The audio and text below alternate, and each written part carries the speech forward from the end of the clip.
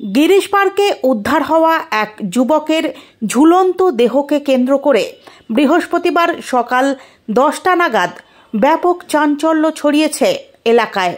মৃত যুবক সৌম্যদীপ্ত কুণ্ডু, বয়স 21 বছর, যিনি কয়েকদিন আগেই দক্ষিণ আফ্রিকা থেকে পাইলটের প্রশিক্ষণ নিয়ে দেশে ফিরেছিলেন। পরিবারের দাবি, বাড়ি ফেরার পর থেকেই তিনি অস্বাভাবিকভাবে চুপচাপ ছিলেন।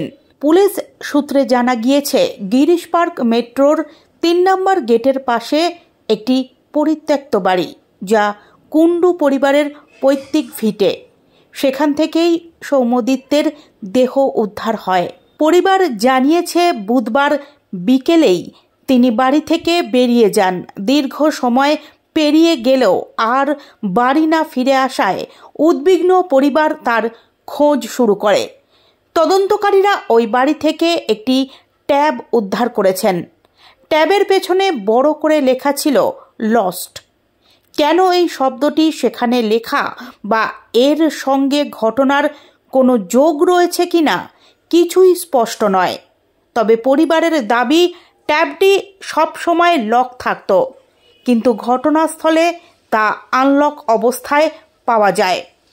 ফলে ট্যাবেই কি লুকিয়ে আছে রহস্য উন্মোচনের সূত্র? এই প্রশ্ন উঠে আসছে। সৌম্যদীপ্ত কি মানসিক অবসাদে ভুগছিলেন, নাকি এর পেছনে রয়েছে অন্য কোনো কারণ? খুন নাকি আত্মহত্যা? সব দিকই খতিয়ে দেখছে পুলিশ। আজ ময়না তদন্তের পর মৃত্যুর কারণ আরও স্পষ্ট হওয়ার আশা করা হচ্ছে। পরিবার শোকস্তব্ধ, আর রহস্যে ঢাকা লস্ট লেখা ট্যাব ঘিরে বাড়ছে ধোঁয়াশা। তদন্তে নতুন নতুন প্রশ্নের জন্ম দিচ্ছে হবু পাইলটের এই অস্বাভাবিক মৃত্যু।